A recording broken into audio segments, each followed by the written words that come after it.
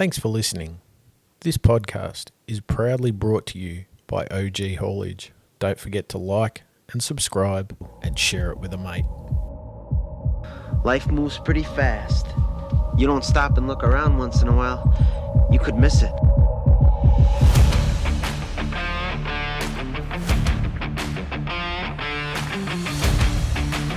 Welcome to Get Outdoors, Drunk Cam. Another week, another opportunity to enter the outdoor space. How you doing, buddy? Oh, ticking along. Mate, Always every ticking. week you are ticking along. Oh, I think I've skipped it a few weeks, but yeah, I've been. Have the ticking. batteries not run flat yet? Oh, the batteries don't run flat. They're solar. They recharge every day. Okay. By being in the outdoors too, I bet. By being outdoors. Now, you just gave me some information off air Yep. about your phone alarm. Yes. I was telling you that I wake up singing a song. For me, it was word for word that I do not know, but in my head I did, that I woke up with The Gambler playing in my head. Yep. And you notified me of your alarm. What is it? My alarm. I love being outdoors that much. Here you go.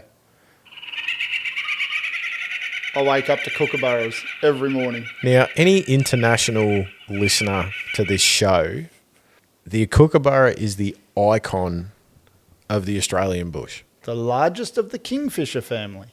with information that a lot of people may not have known. Google it. It is a unique animal. We actually shared a video, I think, on our reels. Yes. We're at Hanging Rock. I was up there with the 4 Rangers and a ranger, Having my a family. picnic at Hanging Rock. And we'd done a mystery picnic that day, Yep. which I'd tell you, I will spruik a mystery picnic any day of the week until they put the prices up incredibly amounts. Like it went up substantially. So I think we mentioned on a pod not long ago, for my wifey on Mother's Day, I used AI. That's right. Yes. I used an AI bot to create a mystery picnic. Yes. I chose a place. I said, give me a route to get there. We went past a chocolate place. We went to a couple of different places to eat. To see. Stopped in Marysville for a place to eat, stuff like that. Yep. Part of the and the first mystery picnic we did, that's my original story, we went to Hanging Rock. And there was a heap of them in the trees, and I put some food on the table, and the video shows the kookaburra coming down, picking up that food, jumping down on the ground and eating it. Yep. Something so simple, but it's actually really crazy to see them up that close. I've had them at Murrindindi come in and pinch snags off the hot plate when you're cooking. People They're famous will for a fly tell by. you. I was going to say, people will tell you about war stories about Yeah. kookaburras. We had one. We went up before COVID. There was an area called Grant Yep. up in the mountains, and there was people sitting at the table next to us in the restaurant at the back. And the gentleman was about to take the bite of his sandwich. Yep. And in between my wife and I came a kookaburra, full tilt, like he Wings was peeled back, He ready was to go. max speed. Yep. Mac MACH Mac speed. Yep. He was Mac Jesus. He came through us, hit that sandwich, took it out of the bloke's hands, and he did not realise that it had happened that quick that he still tried to bite it and it wasn't in his hands. And he was up in a tree chewing on this sanger. Far out. I'm like, dude, I have never seen a bird at warp speed do that. You've just brought back a memory from me. Go. This is way back. Yeah. Family holiday to Wilpena Pound in South Australia. Oh, we're heading out that way soon. Definitely worth a look. Very cool spot. Yeah. Worth a Google for sure if you can't get there. You know how you get to a campground, you sort of meet a family with similar kids, Yes. and they bounce around with you guys sort of for a bit. Yes. Yeah, so one of their daughters was sitting down to eat a jaffle, Yes. and it wasn't a kookaburra. It was a wedge-tail eagle that come down and took it out of her hand. How's that? I'm speechless. That was one I remember from Wilpena Pound. So, You know the fact about wedgies that I find the most amusing? what's that? A bald eagle in America is about a third of the size of a wedge-tail. Yeah, they're dwarfed by our wedgies. Yes.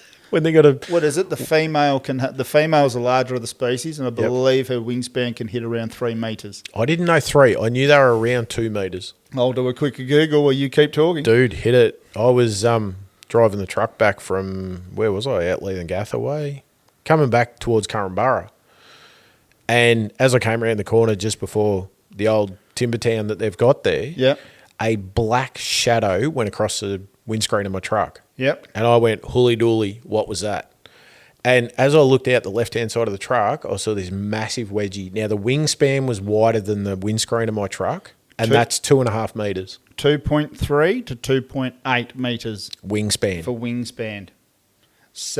And here you go for our overseas listeners, 7.5 to 9 feet. Wide. So, wide. That's a big wingspan. So, Now, I mean, they are the absolute weapon of the bush. I mean, they're known to take small animals. they pick up they pick up lambs. They Yeah. take lambs. Yep. I've found Don't they? What's the animal they use to chase deer over in Europe? they're golden The bird. eagles. Golden they're big eagle, is golden it? eagles. They use them for foxes and all sorts Yeah. of stuff. Yeah. So I've been out in my little patch of bush that I used to go stalking all the time for deer, and climbing a game trail, going, "What's all this grey fuzz around me on the ground?" Yeah. And it was possum that had been plucked. And looked up, and I've managed to find a wedge-tailed eagle's nest, and there was a little chick bobbing its head over the side, just having a look Oh, at what was going wow. on. Well, Mum just saw it up in the gully above me. So Yeah. pretty cool. That's epic. And every so often, I'd be out there sneaking through, Snorkeling. yeah, sneaking through, because this game trail was one prominent way to cross the creek and get up over this big ridge. Yep. And yeah, every so often, just have a look. Yep, fledgling chick still in there. Yep. You know, come back to it every so often, but their nests are huge. They're Oh, yeah. a monstrosity Yeah. of a construction. So, That's that kind of stuff.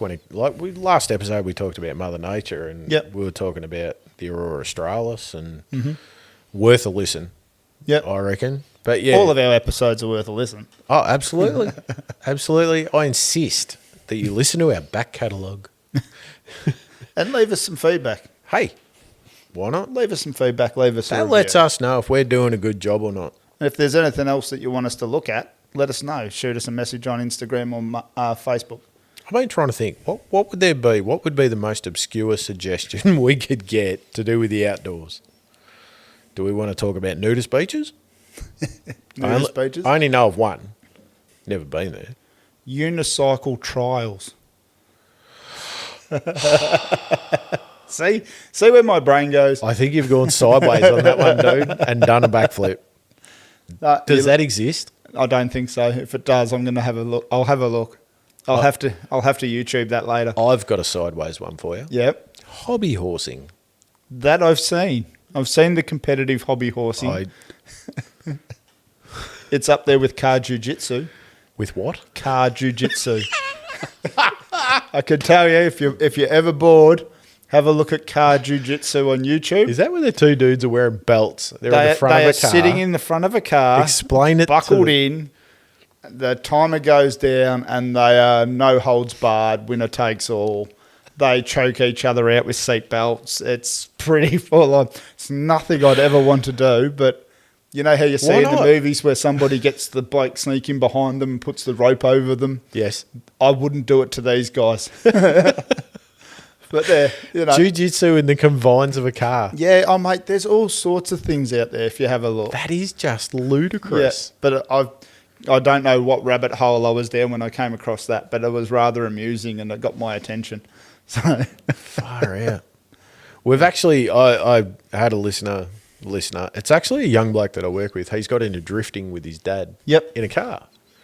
And he's like, Drewy, if you ever want to have a crack, let me know. We'll meet up at a meet and I'll take you in the car. And I'm like, right, I need a GoPro. I don't want a microphone because I'll scream. I reckon that'd be awesome to go talk about drifting. oh, it would be. I mean, I'm a car nut since I was a kid. I had no choice about that. Look, it'd be expensive. I know that because they go through a set of tyres. What is it, every Meet. couple of runs or Yeah, whatever? 100%. But Yeah. that's like when I went out with Tank Yep. in the side-by-side. I'm like, this is pretty epic. Lucky I don't have... Actually, when I did it, it was great. Don't get me wrong. He tried to scare me, and within 10 seconds, I'm like, nah, this dude knows what he's doing. Yep. But yeah, with the microphone, you just would have heard me going, yep, here comes the corner. Yep, we're going down through the ravine. Yep. Oh, we're airborne. Yep, cool. Get into it, son. Brakes. That was the first corner. That was the first corner. As soon as my brain went, yes, this thing will pull up. Yep. I went, yep, I'm cool. Yeah. It dug in. That was it. So, yeah, I reckon that'd be a cool as. Yeah, But that'd no, be. I wouldn't go watch hobby horsing.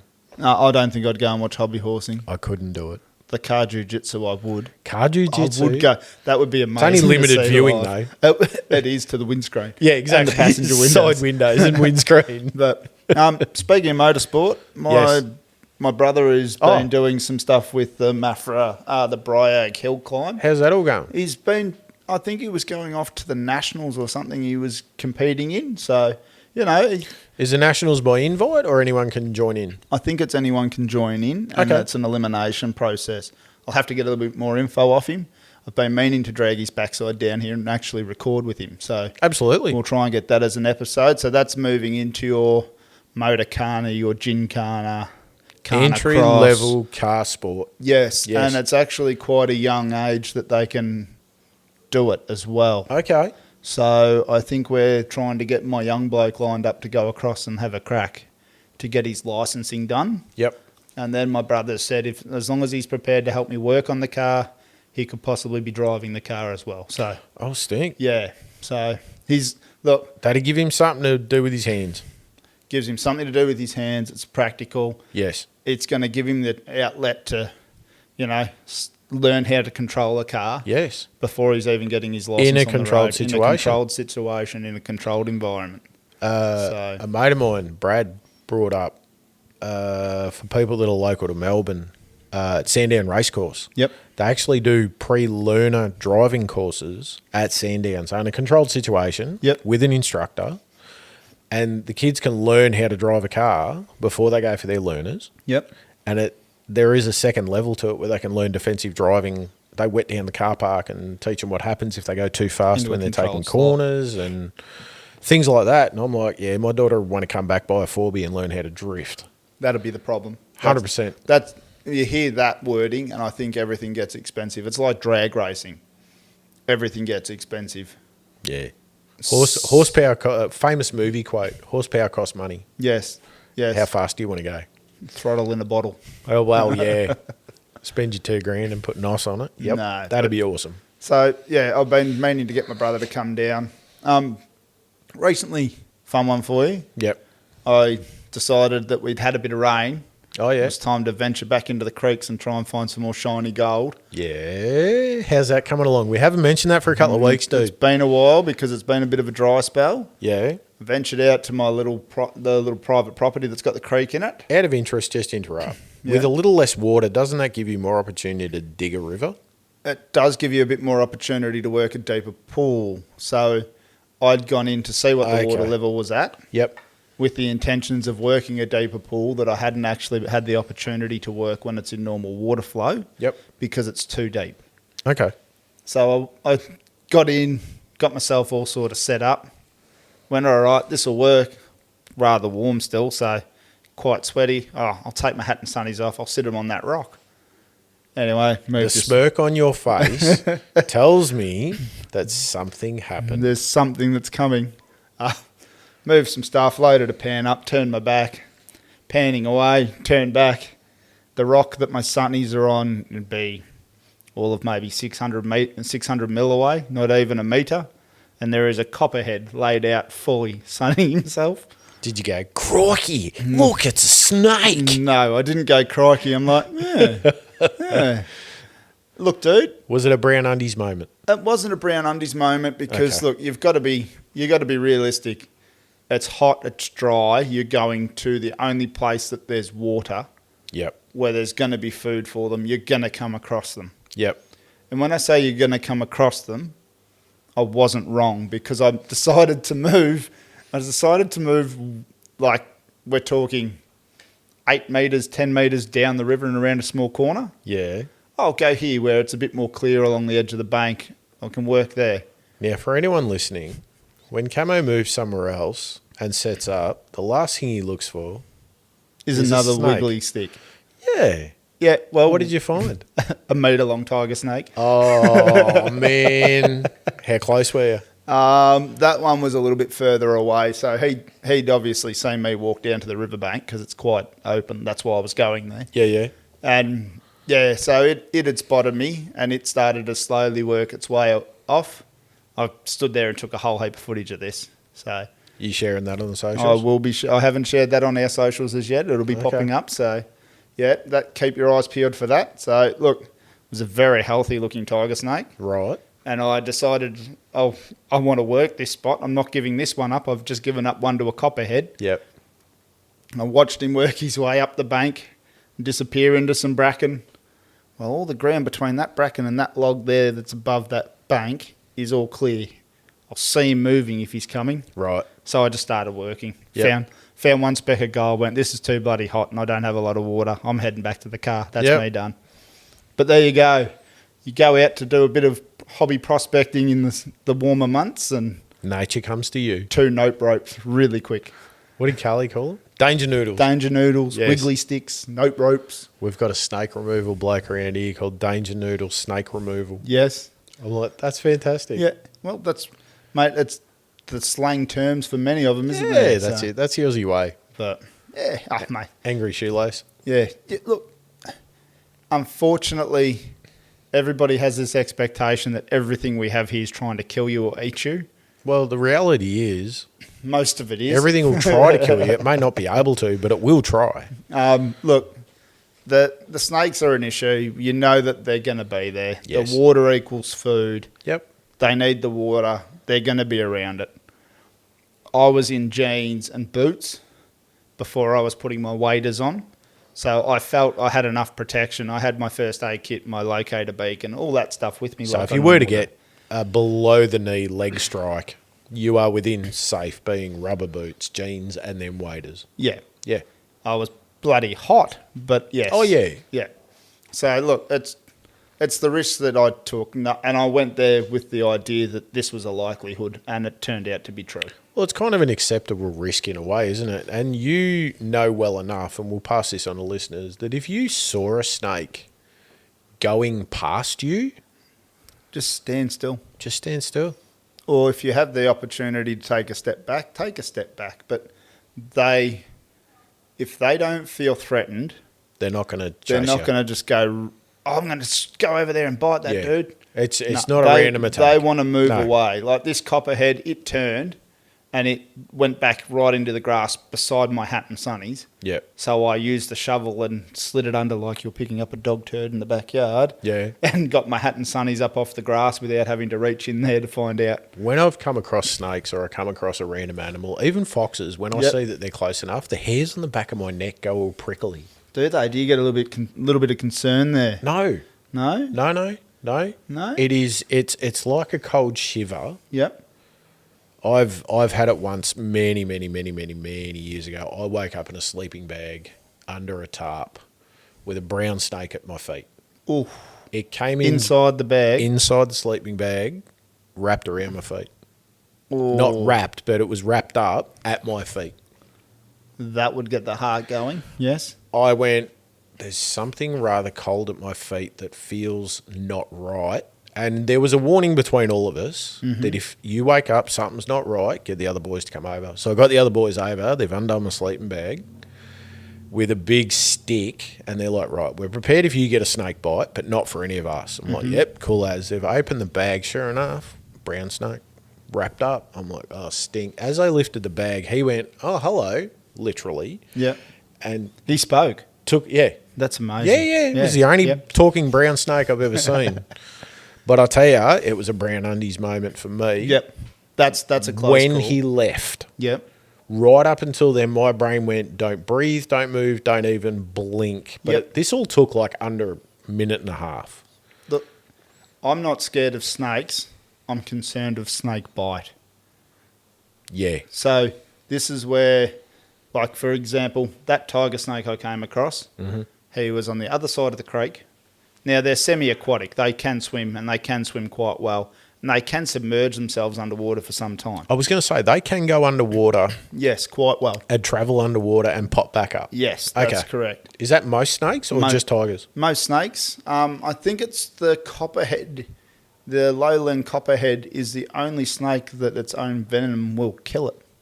Oh, as garbage. well. Really? Yes, I'm pretty sure. I'll have to Google that to be certain. So if he had an itch and he reached over his shoulder to scratch his Well, back, that's why they hit each other with their tails when they fight. They don't actually push each They other. don't and strike. Strike. Yeah. I'll have to have a Google on that, so don't hold me to that just yet. I'll come back with that. But look, you're going down there, you're going to be prepared to see them. You've got to realise that they are there. You live in Australia. That's it. But it's the whole, you're standing still. Like that tiger snake, like I said, he wasn't too far away. I probably got to within 1.5 metres, 2 metres of him while I was taking footage that I'll share. But look, it was a very healthy snake. It was moving. I keep saying he. That's just my default setting. I'll apologise. It was moving. Don't assume his gender. It was just working its way back to cover. And most snakes, it's the main thing they will do. They are trying to find somewhere to hide. They don't want to be exposed to a predator. That's it. That's the thing to remember. So you can go, look, I'm not saying go over and pat them. That's definite no. Don't even tamper with them. Most people get bitten when they're trying to interfere with the snake. Or they're within the striking vicinity and you've shocked it. Like that video you showed of that lady that was walking the mountain. That's right. And got that strike. She stood right next to it. Yep. So, look, sometimes, unfortunately, you're taken by surprise. Yeah. That's an unfortunate side about it. You've got to be, like I said, you've got to be prepared to realise that you're going to somewhere where there's water, there's frogs, there's lizards, there's all the food sources that they need. That's where they're going to be. It's an ideal food source. That's correct. Yep. So, look, the copperhead, it just wanted to hide. A lot of people seem to think that they can be quite aggressive. They sort of flick their body as a warning to make them seem bigger. Oh, righto. And some people can think that that's them being aggressive. Yep. So like I said, I'm not a big fan of snakes, but I've learnt standing still, taking your time, don't make any sudden movements, don't throw a rock at them to try and get them to move off. No, it's a threat. That's right. Yeah. So just give them their space, let them do their thing, and most of the time they'll just move off on their own. So I like your theory. It's not snakes you're scared of, it's the bite. well, that's it. That's what concerns me. I've had a couple of students at work that we're doing working at heights. Yep. And they're like, they look nervous when they've got to climb on this roof with a fall arrest system. Mm-hmm. And I'm like, right, are you actually afraid of heights? They're like, yeah. I said, which part? They go, what do you mean? And this is purely a distraction. Yeah. This is nothing more. And what you said made it relatable. Are you afraid of being up there or are you afraid of falling? It's not the fall that hurts you. It's a sudden stop at the end. Correct. Yeah. But you split it into two parts and people go, hang on. No, I'm afraid of hitting the ground. Yeah. You're like, sweet. So you got no problem being up there. No. So you've broken it down. So That's you right. saying that triggered. Well, that's the thing. I'm get curious with snakes, but not to the point that I'm wanting to handle them. Oh, it's cool as. I know it's cool. I've had pythons. I've held pythons and stuff like that before that have been people's pets. But Yeah. I'm trying to get footage as well. Yes. I'm a big fan of sharing what I see with the world. 100%. As anybody and it that brings follows awareness, us, doesn't it? Anybody that follows us on our social media will see that. Yes. I'm a big fan of sharing things that other people don't always get to see. For any international listeners, just to give you a heads up, Australia has 9 out of the 11 most venomous snakes in the world. And we've got quite a few in the in the top 5, I do believe, as well. Yeah. I think we're missing 1 or 2 off the top. Yeah. With that, like the eastern browns that we talk about. Yep. Now, they would actually be higher up on the scale if they had longer fangs because of the toxicity of their venom. Oh, yes. But because of how short their fangs are, it actually bounced them down a bit. I found that interesting as when I was a kid. So it's like the size of the weapon they carry. It's quite small. That's right. But if it was to get you... yeah, the neurotoxin that gets you, you're in trouble. Are they the ones that coagulate your blood or not? Eastern browns? Or is that a majority of snakes? I'm not 100% sure because I know it travels through your lymphatic system, not your bloodstream. Okay. So the whole common misconception of cut the X's and suck the venom out, it doesn't. Oh, the old cowboy movie. The old way. cowboy movie. We should have asked Nadine about it, being the nurse. Yeah. Well, we could always get her back for a conversation. I might bang her up for that. Yep. Yeah. But look, I was just out having a bit of fun. Yeah. And all of that for one little speck of gold. 1. One. What are you up to now? 6 bits? 7? No, give me a little bit of credit. Oh, no, because you haven't talked much about it. I reckon if you hit the bonus, either you or your wife will be here going, look, my new ring. Oh, look, I'm trying to do that, mate. I know. That's the goal. But for me, it's also just getting out. Like I had a couple of hours spare in the afternoon. It was a spare of the moment. I'll just chuck a pen and a shovel in and go. Yep.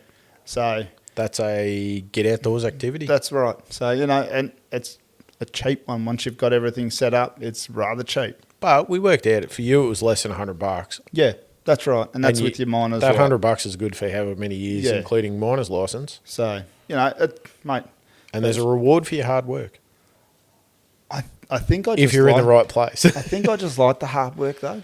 Yeah. If I've got a theory though. If I find gold in my first pan, I may as well pack up and go home because I'm not going to find any more for the rest of the day. Who'd be your favourite YouTube to watch for gold panning? I do like Chris Vogus, Chris Vogus? the Vogus prospecting. Yes. He does some great content and great informative stuff on that. We've all agreed that we think Facebook's listening. Yeah. When we started talking gold panning, Vogus popped up as Yeah. a suggestion of video. I'm Yeah, like, well- that's interesting. When I'm doing our social media, I go through and do like quite a few posts and stuff like that as well. So Yeah. that could be why it's popping up. I know, as well. I'm talking to my private page. Okay, yep. So look, I mean, for me, it's a bit of fun. I enjoy the work. I enjoy working out where it is, and But even you digging a hole in a river looking for that speck of gold, you're seeing snakes, you're seeing new tracks, there's other animals that pop out of nowhere. You've actually got a whole experience tied in with oh you mate, just it's digging fantastic. gold. Yeah, I'm lucky enough to have access to this property. Yep. The property owner trusts me. I can come and go, send him a text message, and he's told me, don't even wait for a response. If you're coming out, just message me. Just in And- case someone lets him know that you're there. And you're good Yep. to go, mate. Doesn't matter. Don't wait for a reply. Just message me and go. I have that with my So- shooting properties. Yep. 100%. Which is a great relationship to 100%. have. Having So- that trust is awesome. Yeah, and it's the same thing. I've just told him every time I'll leave a gate how I find it. Yep. Unless I think it needs to be shut, I'll ask you the question. Rule one of a gate. Leave it how you found it. That's exactly right. Yeah, man. Respect the farm, respect the grass. Don't go driving over everything. Don't go doing burnouts. No. It's all the things that get you kicked off a property real quick. So That's it. Yeah, and mate, I'm not complaining. I've got over a kilometre of access to a creek Yeah. that a few other people might not have. I don't know. So That's it. So you keep the respect, keep the place. That's it. I had the fortunate, what would I call it? The fortunate pleasure. Yes. My wife's birthday a few weeks back. Yep. And you talking about making stuff, it reminded me. I got her a class in glass blowing. Glass blowing. Yep. Yeah. Hot, hard work. Yes. Yes. The thing that blew my mind What's I the know. glass? was yeah, exactly. No, the furnace where they hold the glass when Yep. you put it on the end of the stick when you're going to blow it. There's a special name for it. I can't remember what it was. Sits at 1180 something degrees Celsius. A blast style furnace, isn't it? Yeah. It's got the jet blower. Constantly Yep. running. She said to us they had some issue with the gas. It took a week to cool down, Oh, and it took another week to get up to temperature. yep. So 2 weeks just for an outage. A run down and a run up. Yeah, Yep. because of the size of the blocks. The blocks are nearly 300 mil thick. Yep. The ceramic blocks inside. But Yeah, yeah, it's I've got got to trap a lot of heat before it that's actually it. starts 100%. holding it. And there's a big, what I'd call a dirty big crucible in the middle Mm-hmm. that has molten glass. It stays molten. Yep. Yeah, I found this class down on the peninsula, and I'm like, "Ooh." She's always mentioned that quite a few times over the years that I'll send her down, and I'm like, this is because something good to share on the potty. Yeah. Trying to get out and do something. It could be a rainy day, it could be a foul day, it could be someone that doesn't like the beach or the bush. Yep. Try glass blowing. She went there. Now, out of what I paid for it, all of them vary, so I'm not going to mention the price. Yep. Able to send her there, and 3.5 hours of class. She's come back with 2 items, but learnt how to glass blow. Yeah, She's she was like, showing me them earlier. found a new hobby. Yeah. She was, but she cried. Like, I never told her I was taking her. So Yep. we went to the place, we got a coffee, I had some bite for breakfast. And had to wait. We got there at 9 o'clock, doesn't open till 9:30. Yep, sweet. Yep. Had a coffee, tried to distract her. And 9:30, I'm like, let's go have a walk around this place, a bit of a gallery. Yeah. So went walking around, and there's all these weird and wonderful different art styles, and there's a photographer in a 20-foot container with a prop set up and Yep. things like that, which is actually a friend of my wife's. And we went in there and I said, hey, check this out. There's glass blowing and her eyes lit up. I said, oh, come down. And the lady behind the counter goes, are you here for the class today? And Viv went, what? And I went, yeah, Viv Norder. And she went, oh, that's awesome. Little American chick, man. She's all of 5 foot tall. Yeah. Personality of a circus tent. Yeah. Huge. Yeah. And Viv's like, really? I'm like, yeah, I booked you in for a glass blowing class. And next thing, she's crying. She was that happy. Yeah. She had happy tears rolling down her face. I'm like, hey, success achieved. That's the win. Yeah, man. She got to make a paperweight, Yep. which looks like 3/4 of an egg, right? Big ball of glass. Yep.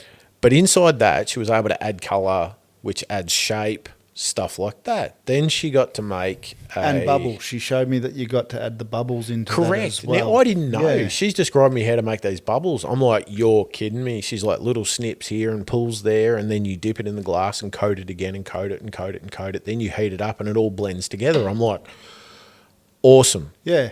Yeah. It sounded like quite an in-depth process. Yeah. And then they had to make a bowl. And that was part of the glass blowing. Yep. So she was telling me you got to blow at a certain point, and then you heat it up again, and then you use a paddle to shape it, and then you've got to suck on the end of the tube, which And actually draw the air back pulls to the vacuum. base in it, and they push the center in and this kind of stuff. And I'm like, man, for an art project, that is so much involved. Yeah. My point being, it's glass, it's going to break, but this thing's golden red, and she's spinning this stuff up, brought it home, so proud. I remember making the old Carlton Cold ashtray in the red hot fire. Yeah. Got all the embers on the logs above it, and you'd Oh, slide yeah. the bottle in carefully. You'd had to let it work in Yeah. slowly to get up to temp. Yes. And then the whole top would just collapse in on itself Yeah. like a big ash. Only problem was every time I went to draw them out at the end, They broke? they shatter. Oh, Yep, I had some absolute rippers in the old backyard fire pit, and Yeah. you'd go, yep, I've got this one. I'll leave it in there till the morning. Log falls on it and breaks it. oh, stink.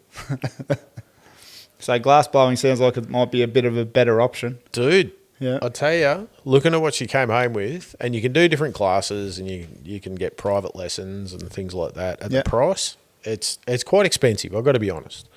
If you have a look at what the joint costs to set up and what they make and how they go about it, but I tell you, as an art form, holy dooly, Yeah, it was incredible. mate, it's something different yet again. 100%. Right. The bush and the beach isn't going to appeal to everybody. Well, technically you're at a bit of beach because don't they make glass out of sand? Correct. They use the broken glass. When Yeah. it's up to temp, they feed it with the broken bits of glass that you might tap off the end. So when you finish making your item, you've got leftover glass. Yep. They'll place that in she had old milk churns. Yep. She places the tube with the glass on the end in there. And then as it cools down, it breaks itself off because they cool down at two different heat range Temperatures, yeah. speeds. Yeah. Sorry. They cool down at two different speeds. And they break themselves off. So she had half a milk churn full of glass. Yep. And she said, yeah, I take scoops out of that and add it overnight, and that melts down and joins in and becomes just a clear glass that you go from there It again. just burns the colouring off. I does it, or- believe so. Okay. But your colour's in the end of it, Yep. not where it joins to the tube. Okay. I'm like, man, that's awesome. Yep. That's awesome. And I thought, yeah, that'd be something awesome to share with our listeners. Well, it's something different that you sort of look at and go, like you were saying, it's that bit of left field, but 100%. it's something that's you're up and about, you're moving. It's an activity and you're learning a new skill. Yeah, that's right, You're talking about mountain bikes in a previous episode. I'm talking about glass blowing in this one. mate. It'd be just, and the thing is too, I guess it'd be a hard thing to try and set up at home. So you're going to have to be fully committed to it, or you're going to have to be doing classes for When some they've time. got nearly a 1200 degree Celsius kiln going 24/7, she said, you know what the most expensive thing is? I went, it's got to be your gas bill. She went, yeah, you're right. Yeah, You're right. That's the thing. Those blast furnaces, they run a lot of Oh. gas. It's constantly Yeah. going. You're like far out. Yeah. Ah, That's good. Well, sir, There you go. I think this week's episode has come to an end. wrap this one up, mate.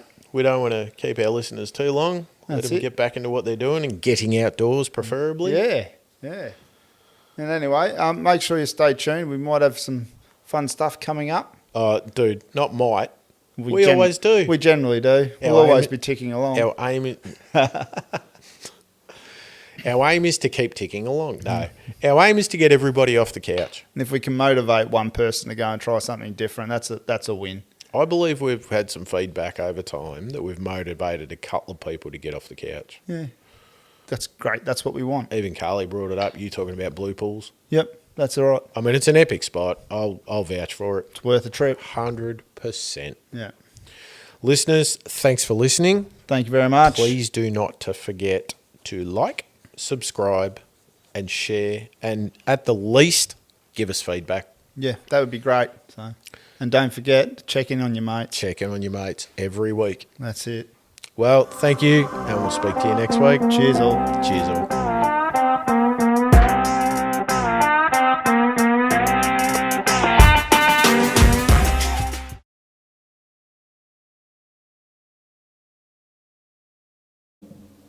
Because we run a podcast and that's what we do. And I think that's very cool. Not yet.